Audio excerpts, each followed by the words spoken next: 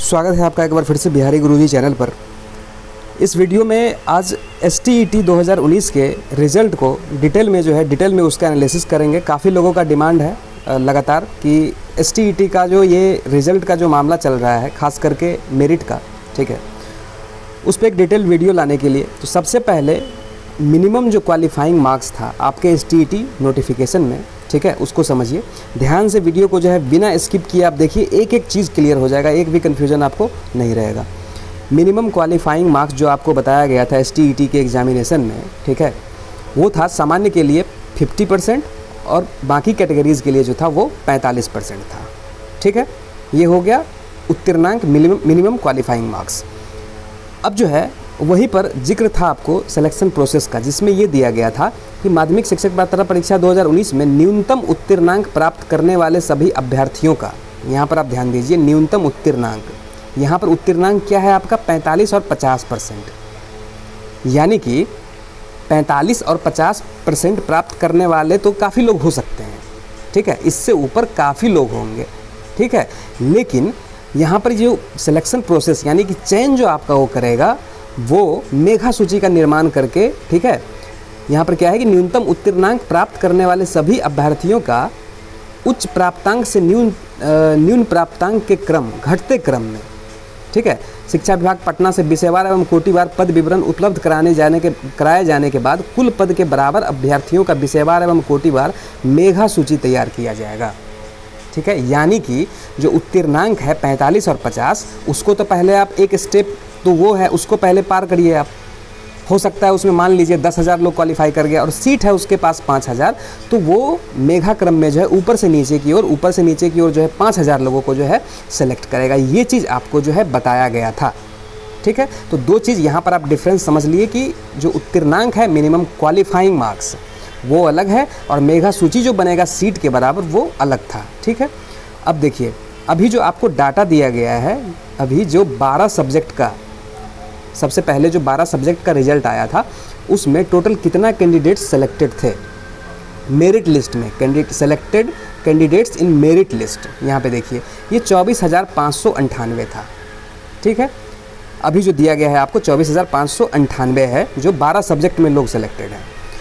और जब रिजल्ट आया था 12 विषयों का, जब परिणाम आया था आपको, उसमें भी 12 विषयों का जब परिणाम आया था, उसमें देखिए क्या बताया गया था कि CTET पास 24,599 की नौकरी पक्की, यानी कि एक का इधर उधर है, ठीक है, टेक्निकल मान लीजिए, जो भी दिक्कत हो या जिस भी कारण से ये हुआ हो, लेकिन इसको हम बराबर मान के चल सकते हैं कि 24,598 या 24,599 जो भी आपको उस टाइम भी बताया गया था।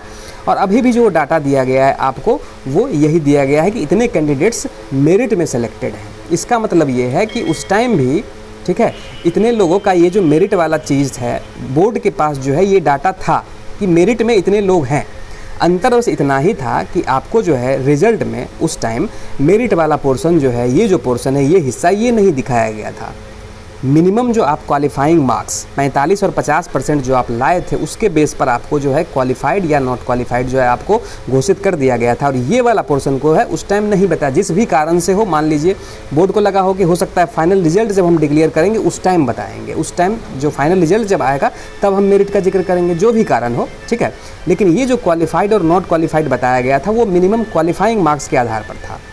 तो अब बहुत लोगों को लग रहा है कि उस टाइम बताया गया कि 24,599 की नौकरी पक्की, पहली बात ये चीज़, इतना की नौकरी पक्की, और आपको दिखाया गया सिर्फ क्वालिफाइड और नॉट क्वालिफाइड। तो क्वालिफाइड जो थे वो ये मान लिए कि वो 24,599 में है, यानी कि वो मेरिट में है। अभी भी उनको लग रहा है कि वो मेरिट में है, लेकिन उनको जो है बाहर कर दिया गया है। ऐसा नहीं है, बोर्ड के पास उस टाइम भी डाटा था 24,599 की मेरिट में कितने लोग आ रहे हैं। अंतर इतना ही है कि उस टाइम आपको जो है मेरिट वाला जो पोर्शन है, हिस्सा, वो नहीं दिखाया गया था कि आप जो है मेरिट में कहाँ पर आ रहे हैं, रैंक आपका क्या है, ये चीज़ नहीं दिखाया गया था। ये फाइनल रिजल्ट आने के बाद दिखाया गया है, ठीक है। ये तो हो गया एक बात। दूसरा चीज़ आप देखिए, ये एक रिजल्ट है कंप्यूटर साइंस का, पेपर 2 का, EBC का कैंडिडेट है, ये मेल है, ठीक है, EBC का मेल कैंडिडेट है। इसका जो है 53 रैंक है EBC में 53 रैंक है। यहाँ पर आप देखते जाइए कितना मार्क्स इसको आया है, 109.83, यानी कि 110 मार्क्स, मान लीजिए कि 110 नंबर पे लगभग 50 के आसपास जो है रैंक है। इसको अभी आप ध्यान से समझिएगा, आगे हम एनालिसिस इसका कर रहे हैं, समझ में आपको आ जाएगा कि क्या है। अभी देखिए इस कैंडिडेट का टोटल सीट्स कंप्यूटर साइंस में कितना है, 1600 लगभग, ठीक है, 1673 अप्रोक्सीमेट हम लगभग मान के चल रहे हैं। 1600 सीट है कंप्यूटर साइंस में टोटल। ईबीसी का रिजर्वेशन कितना होता है, 18%, ठीक है, टोटल रिजर्वेशन ईबीसी का 18%, यानी कि 1600 का आप 18% निकालेंगे तो 300 सीट जो है लगभग वो ईबीसी के लिए हुआ। कंप्यूटर साइंस का हम बात कर रहे हैं, ठीक है।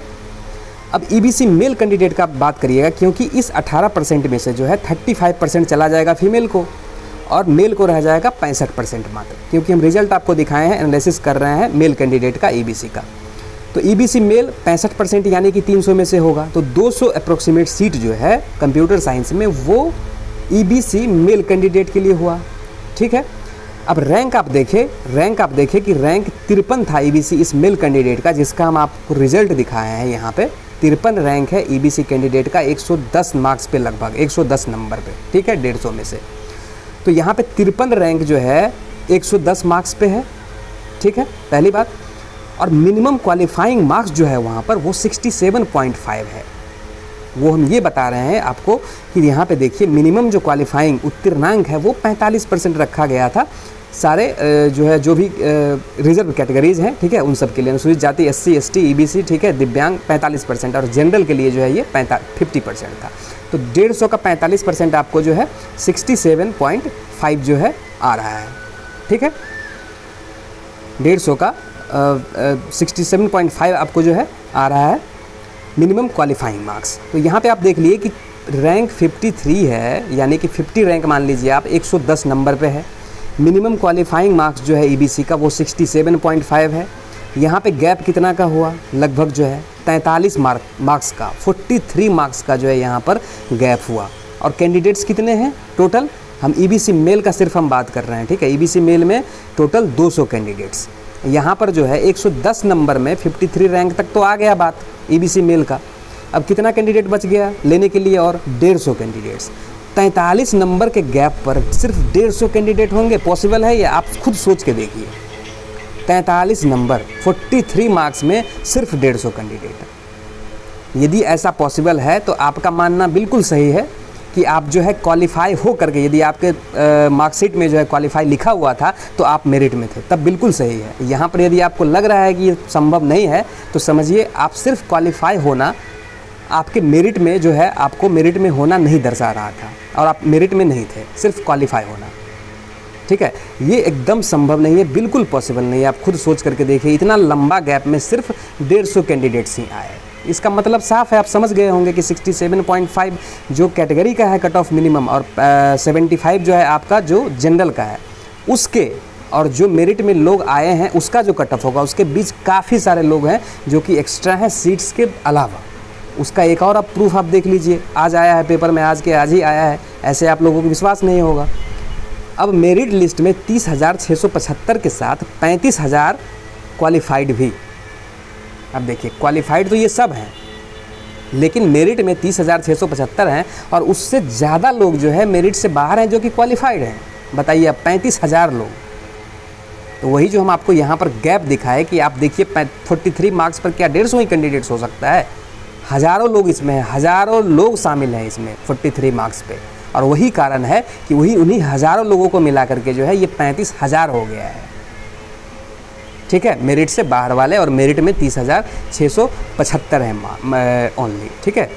तो यहाँ पर न्यूज़पेपर के डाटा को आप माने तो टोटल क्वालिफाइड जो है वो हो गया आपको 65,000, जिसमें क्वालिफाइड जिसके सर्टिफिकेट में मार्कशीट में सिर्फ क्वालिफाइड लिखा हुआ है, नॉट क्वालिफाइड का नहीं बात कर रहे हैं और मेरिट का भी हम नहीं बात कर रहे हैं, सिर्फ क्वालिफाइड जिनको लिख करके दिया गया। इसका मतलब है कि यहाँ पर आप देखिए कि 30,000 और प्लस 35,000, ठीक है, लगभग जो आपको 65,000 लोग ऐसे हैं जो टोटल क्वालिफाइड हैं, जिसमें मेरिट में जो है 30,000 को बताया गया मेरिट में है, और नॉट इन मेरिट क्वालिफाइड आप में भी लिखा गया है लेकिन आप मेरिट में नहीं हैं। 35,000 ऐसे लोग होंगे। तो बाकी अब क्या होना है आप तो समझ ही रहे होंगे, और यहाँ से आपको जो है क्लियर हो गया होगा। खास करके हम इस कन्फ्यूजन को दूर करना चाहते थे कि सबको लगता था कि देखिए नॉट इन मेरिट उनको दिखाया गया है, लेकिन पहले तो उनको क्वालिफाइड दिखाया गया था। पहले ये भी बोला गया था कि 30,000 लोग क्वालिफाई किए हैं, सबका नौकरी पक्का है, ठीक है। तो कुछ गलतियां ठीक है बोर्ड की तरफ से भी उस टाइम नहीं बताया गया। बोर्ड हो सकता है सोचा हो कि फाइनल रिजल्ट जब आएगा उस टाइम बताएंगे, लेकिन आप देखिए मेरिट से बाहर थे। मेरिट से बाहर देखिए यहाँ क्वालिफाइड मेरिट में जितने लोग हैं उससे ज़्यादा लोग तो नॉट इन मेरिट हैं, ठीक है। तो ये दोनों दो चीज़ है, मेरिट का जो सिस्टम है, मेरिट में ऊपर से लोग आए हैं, ऊपर से नीचे की ओर, ठीक है, ऊपर वाले लोग हैं सब टॉप में, और नीचे जो है आप मिनिमम से आप देखेंगे तो हज़ारों लोग उसमें हैं जो कि मेरिट में नहीं है लेकिन क्वालिफाइड हैं, ठीक है। तो अब जो भी हो आगे, ठीक है, मिलते हैं फिर एक नए वीडियो में नए इन्फॉर्मेशन के साथ। और कुछ जो है आपको जानना हो यदि तो कमेंट करके नीचे बताइए, ठीक है। Thank you for watching.